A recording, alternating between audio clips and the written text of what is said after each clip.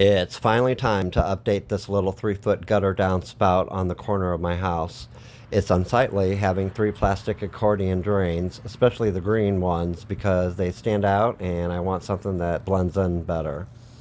They also don't work that great hooked together as they move a little bit during downpours and squirrels running over them.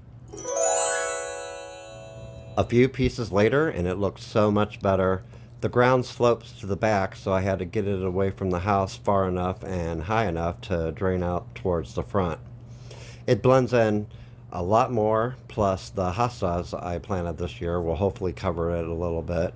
And with plant pots out here, it should be a lot less noticeable.